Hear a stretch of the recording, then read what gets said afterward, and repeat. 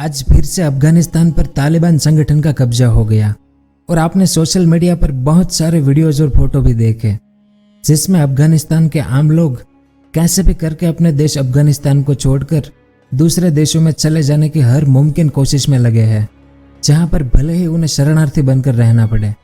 लेकिन तालिबान के राज में ये आम लोग अफगानिस्तान में बिल्कुल भी रहना नहीं चाहते हैं। क्यों?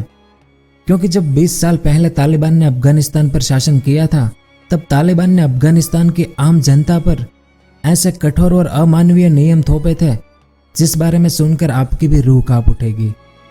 तो आज के इस वीडियो में हम तालिबान का जो पुराना शासन था 20 साल पहले का, उस दौर की बात करेंगे कि वो कौन सा समय था, उस समय तालिबान ने कैसे कैसे नियम बनाए थे और जो लोग उन नियमों का पालन नहीं करते थे उनके साथ क्या किया जाता था। उस दौर में अफगानिस्तान की महिलाओं की क्या स्थिति थी, अफगानी बच्चों पर क्या असर हुआ था, तालिबान राज में खेल प्रतियोगिताएं कैसे होती थी, वो सब विस्तार से जानेंगे। और इसके अलावा और भी बहुत कुछ जानने को मिलेगा आपको इस वीडियो में, तो वीडियो के अंत तक हमारे साथ बने रहिए। तो वीडियो शुरू करने से पहले आपको मैं एक इंटरेस्टिंग ट्रेडिंग प्लेटफॉर्म बिनोमो के बारे में आज बताऊंगा। ये ऐप स्टोर और प्ले स्टोर दोनों में अवेलेबल है।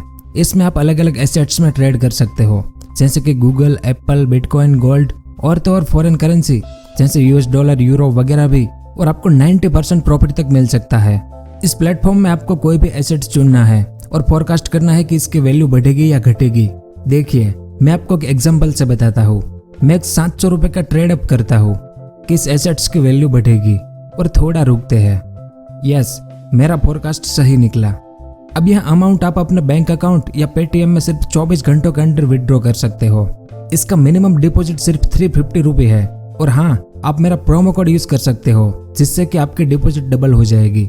यानी कि जैसे आप 400 रुपये का टॉपअप कीजिए और 800 रुपये पाइए, तो डिस्क्रिप्शन लिंक से बिनोमो डाउनलोड कीजिए और अपने डेमो अकाउंट में 65,000 रुपये पाइए, जिससे आप नई ट्रेडिंग, लर्निंग स्किल और स्ट्रेटेजी प्रैक्टिस कर सकते हो। जितना आप एक्सपीरियंस होंगे उतनी ही आपकी ट्रेडिंग और अर्निंग की स्किल और पॉसिबिलिटी बढ़ेगी।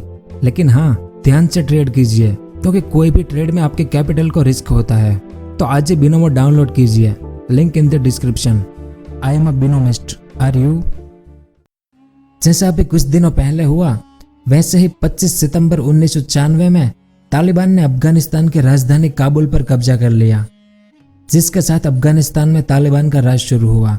और सत्ता में आने के 2 दिन बाद ही तालिबान ने अफगानिस्तान के राष्ट्रपति मोहम्मद नजीबुल्लाह, ये उनकी इमेज है, तो तालिबान ने इनकी हत्या कर दी और इनके शव को एक क्रेन से लटका दिया।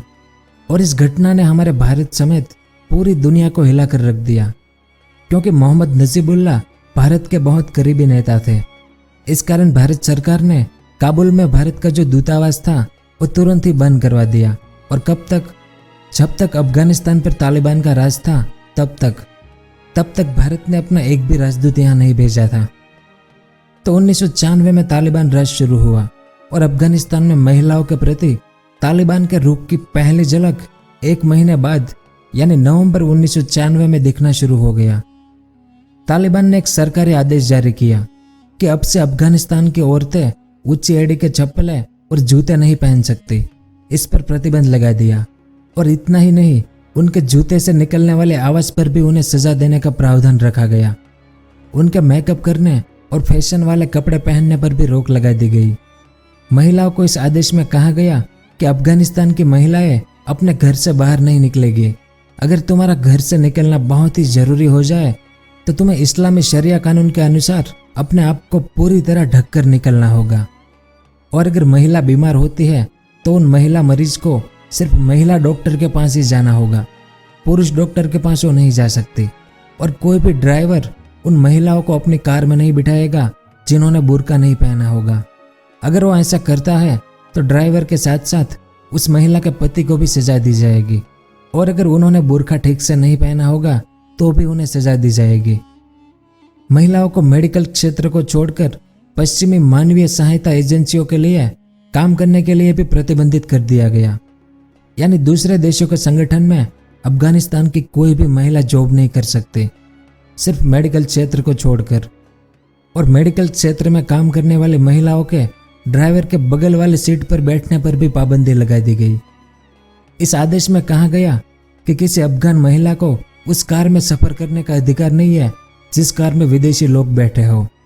और जानकर बड़ा आश्चर्य होगा आपको कि तालिबान के इस एक आदेश से अफगान बच्चों की एक पूरी पीढ़ी बिना शिक्षा प्राप्त किए हुए बड़ी हुई। इसके अलावा तालिबान ने एक धार्मिक पुलिस बनाई थी जिसका काम यही था कि जिन पुरुषों ने दाढ़ी ना बनाई हो उन पुरुषों को और जिन महिलाओं ने बुर्का ठीक से ना पहना हो उनकी पिटाई करने का काम इस धार्मिक पुलिस को दिया गया था। और तालिबान के सत्ता में आने के बाद काबुल के लोगों को पूरी दाढ़ी बढ़ाने के लिए सिर्फ 6 हफ्तों का समय दिया गया था। लेकिन अफगानिस्तान के कुछ जातीय समूह जैसे हजारा जाति के लोगों को इससे बहुत मुश्किलों का सामना करना पड़ा क्योंकि उनकी दाढ़ी बढ़ने का नाम ही नहीं लेती थी। तालिबान का कानून था कि किसी भी हालत में दाढ़ी एक मुट्ठी से छोटी नहीं चलेगी, एक मुट्ठी से बड़ी ही होनी चाहिए। इस कारण तो उस दौर में एक कहावत बन गई थी कि अगर आपको अफगानिस्तान में जाना है तो आपको वीज़ा की नहीं बल्कि दाढ़ी की ज़रूरत है। तो तालिबान की यह धार्मिक पुलिस हर गली चौराहे पर कैचियों के साथ खड़ी रहती थी और लोगों के बड़े बालों को सरेआम काट देती थी। यह जरूरी था कि लोग ऐसे सलवार या पजामा पहने जो उनकी एड़ी से ऊपर हो और सभी लोग 5 वक्त की नमाज पढ़े। और अफगानिस्तान में जो दर्जी थे जो कपड़े सिलने का काम करते हैं उन्हें भी तालिबान ने आदेश दे दिया था कि कोई भी दर्जी अफगानी महिलाओं के कपड़े सिलने के लिए उनका नाप नहीं ले सकता, सिर्फ उसे देखकर अनुमान से उनका कपड़ा सिलने का हुक्म दिया गया था। इस तरह से तालिबान ने अफगानिस्तान में फैशन नाम की हर चीज को दफना दिया था क्योंकि अफगान औरतें नेल पेंट भी नहीं लगा सकती, अफगान औरतें अपने दोस्त की तस्वीर भी नहीं खींच सकती, अफगान औरतें ताली भी नहीं बजा सकती और अपने घर पर या चाय पर किसी विदेशी को आमंत्रित भी नहीं कर सकती। अगर वो ऐसा करेगी तो उनके लिए सजा का प्रावधान रखा गया था। इस मैप को देखें, ये अफगानिस्तान का हेरात शहर है। हेरात को अफगानिस्तान के सबसे आधुनिक शहरों में माना जाता है। तालिबान के आने से पहले हेरात और काबुल की 40% महिलाएं नौकरियां किया करती थी। उनके सिनेमा देखने, खेलने और शादियों में गाना गाने पर कोई रोक टोक नहीं थी। पर तालिबान के सत्ता संभालते ही इन सब गतिविधियों पर विराम लग गया था। संयुक्त राष्ट्र मानवीय सहायता कार्यालय ने अक्टूबर 1996 में बताया था कि तालिबान के सत्ता संभालने के 3 महीनों के अंदर ही काबुल में 63 स्कूलों को बंद कर दिया गया था, जिसकी वजह से 11,200 अध्यापकों की नौकरी चली गई थी, जिसमें से 7,800 महिलाएं थी। और दिसंबर 1998 में यूनेस्को की एक रिपोर्ट में भी कहा गया था कि तालिबान के आने के कुछ ही महीनों के भीतर अफगानिस्तान की शिक्षा व्यवस्था पूरी तरह से छिन्न भिन्न हो गई और 10 में से 9 लड़कियों और 3 में से 2 बच्चों का तालिबान के डर के कारण स्कूल में दाखिला ही नहीं करवाया गया। और 1980 के दशक में जब तक यूएसएसआर की यानी सोवियत सेनाएं अफगानिस्तान में थी तब पूरी दुनिया की सहायता अफगान लोगों तक पहुंचती थी। लेकिन जैसे ही तालिबान का अफगानिस्तान पर कब्जा हुआ वहां विदेशी सहायता आनी बिल्कुल बंद हो गई थी।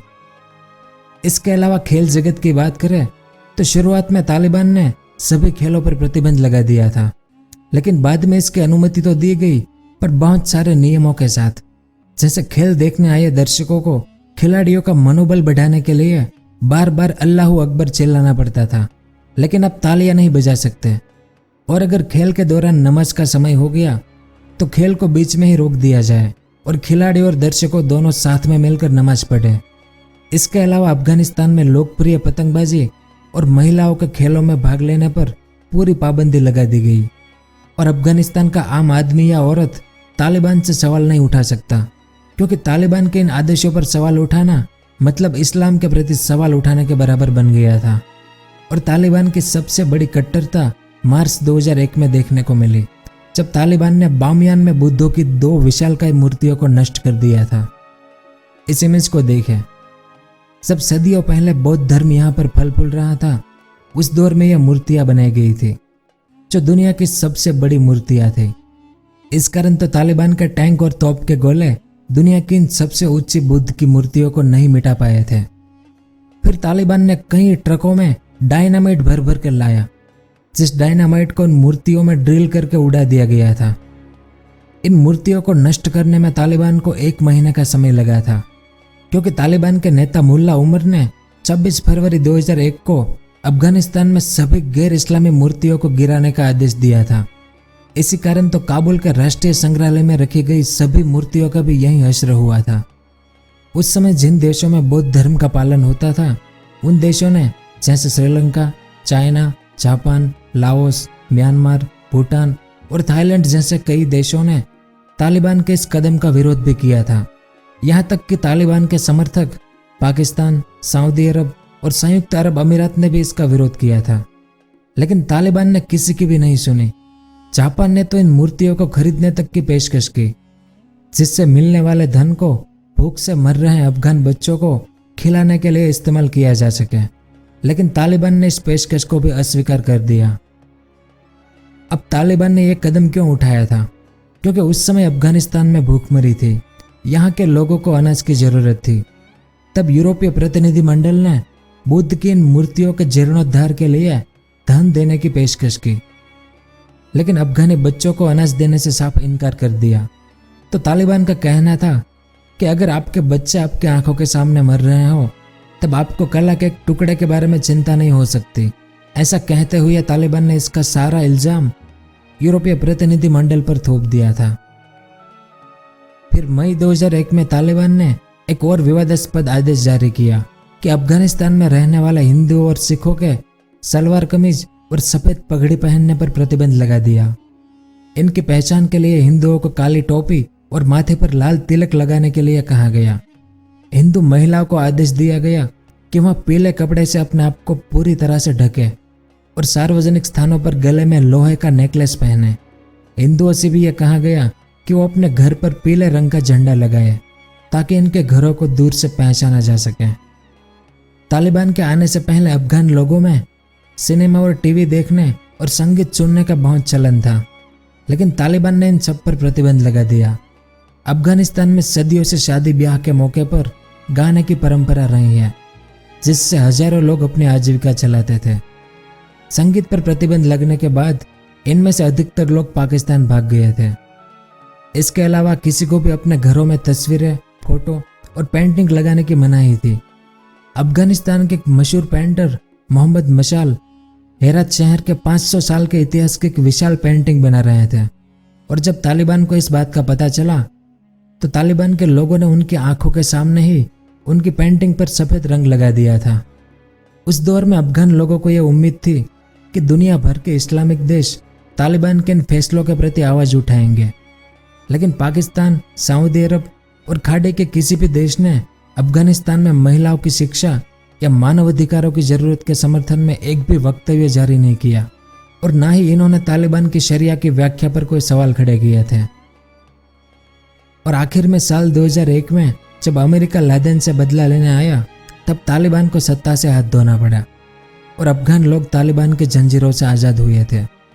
लेकिन 20 सालों बाद आज अफगानिस्तान पर फिर से तालिबान ने कब्जा कर लिया।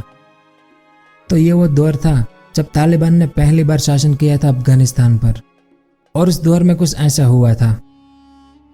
पूरा वीडियो देखने के लिए आपका बहुत बहुत धन्यवाद। अगर आपको इस तरह के इन्फॉर्मेटिव वीडियो देखना पसंद है तो हमारे इस चैनल को सब्सक्राइब करें और हमारी नई वीडियो सबसे पहले देखने के लिए इस बेल आइकन को भी जरूर दबाएं।